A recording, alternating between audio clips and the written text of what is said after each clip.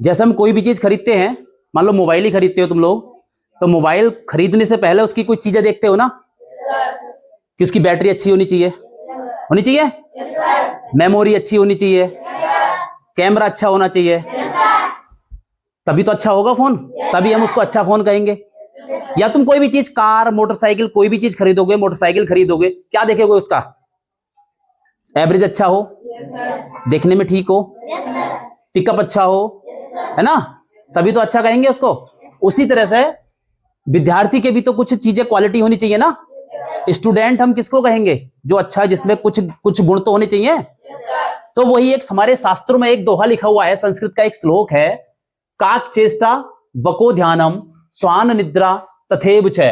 ठीक, अल्पाहारी गृह त्यागी विद्यार्थिना पांच लक्षणम, कि ये जी इस श्लोक में 5 लक्षण दिए गए हैं। कौन कौन से?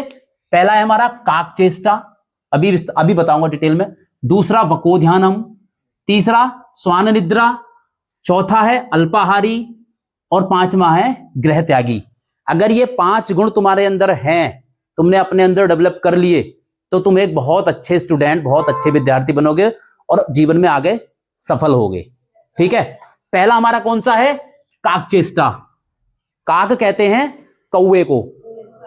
काक किसको कहते हैं? कौवे को। काक चेष्टा, कौवे जैसी चेष्टा। कौवा देखा है? कौवा जब कहीं बैठता है तो चोंच मारता रहता है, कुछ ना कुछ ढूंढने का प्रयास करता रहता है, देखा है ना?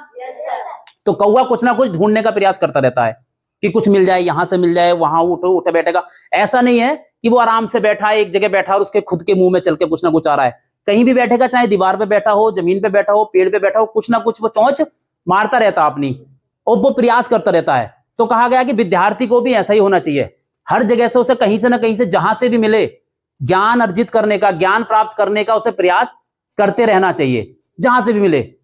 इसलिए कहा गया है काक चेष्टा, कि कौवे जैसी चेष्टा, कौवे जैसा लगातार प्रयास एक विद्यार्थी के अंदर होना चाहिए। कोई चीज हमसे आज नहीं हो रही है, कोई सवाल है, नहीं हो रहा है, दोबारा प्रयास करो, तीसरी बार प्रयास करो, होगा। ये नहीं कि एक बार नहीं हुआ और हमने छोड़ दिया कि हमसे तो हो ही नहीं रहा, तो ऐसे तुम उसको सीख नहीं पाओगे।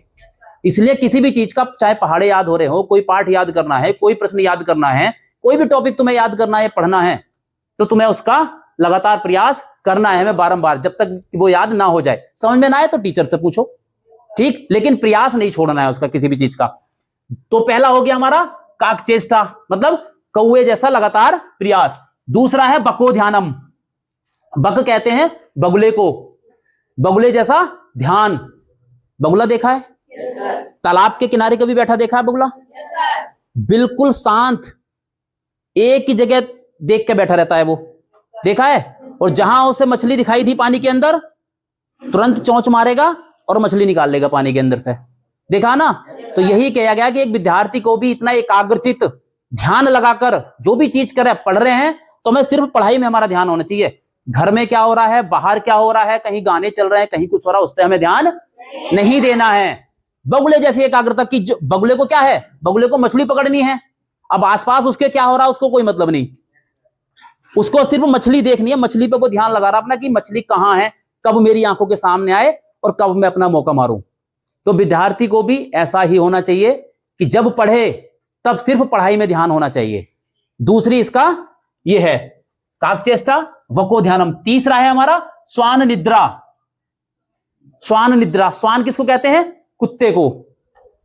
कुत्ते को संस्कृत में स्वान या कुकुर, ठीक है, स्वान कहते हैं कुत्ते को। कुत्ते जैसी नींद, कुत्ते की नींद देखी है कैसी होती है?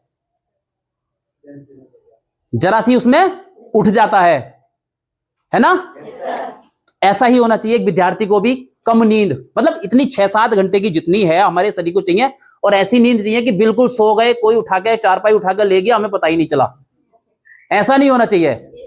नींद लो, ऐसा हल्की नींद लो, अगर कहीं के उठने की जरूरत पड़े तो तुरंत उठ के अपने काम में लग जाओ, अपनी पढ़ाई में लग जाओ। ये नहीं कि दोपहर को स्कूल से जाके सो गए 2 बजे, फिर रात को 8 बजे उठ रहे हैं और 8 बजे फिर सो गए, तो ऐसा नहीं करना है। कम नींद वाला विद्यार्थी को होना चाहिए। ये नहीं शाम को जाके खाना खा के 7 बजे सो गए और सुबह को 8 बजे स्कूल के टाइम तक सो रहे हैं, फिर पूरे 13-14 घंटे। 6-7 घंटे की नींद इंसान के शरीर के लिए बहुत होती है, ठीक है? तो कम नींद वाला। चौथा क्या है हमारा? अल्पाहारी। अल्पाहारी, अल्प कहते हैं कम को, और आहार कहते हैं खाने को। अल्पाहारी मतलब कम खाने वाला, और जो तुम में से कोई नहीं है कम खाने वाला होना चाहिए। तुम्हें तो कुछ मिल गया तो बस कि आज ही मिला है ना, खा ले।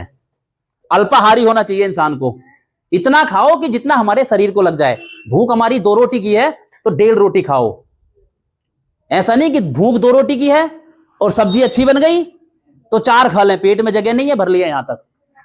अल्पाहारी, अपनी भूख से कम, 2 रोटी की भूख है तो 1.5 रोटी खाओ, ठीक है। कम खाएंगे, शरीर में आलस नहीं आएगा, और कम खाओगे तो हमारा लीवर भी सही रहेगा, ठीक है। चौथा है हमारा गृह त्यागी। ये आगे के लिए होता है, अभी तो तुम्हारी प्राथमिक शिक्षा चल रही है। पहले हमारे शास्त्रों में पहले होता था ऐसा ही, ठीक है, कि कहां जाके पढ़ते थे, मैंने आज बताया, आश्रम पद्धति चलती थी, ठीक है। आश्रम में जाके होता था, आश्रम में पढ़ते थे, तो वहां पे गुरुकुल, गुरुकुल जिनको कहते थे, तो गुरुकुल में शुरू से ही गुरुकुल में छोड़ाते थे माँ बाप, वहीं पे गुरु के पास रह के ही पढ़ते थे, ठीक है। तो उसके लिए था, लेकिन अभी तो गांव गांव में जब हो रही है तो लगभग हाई स्कूल इंटर तक अपने अलग से ही करना चाहिए, ठीक है।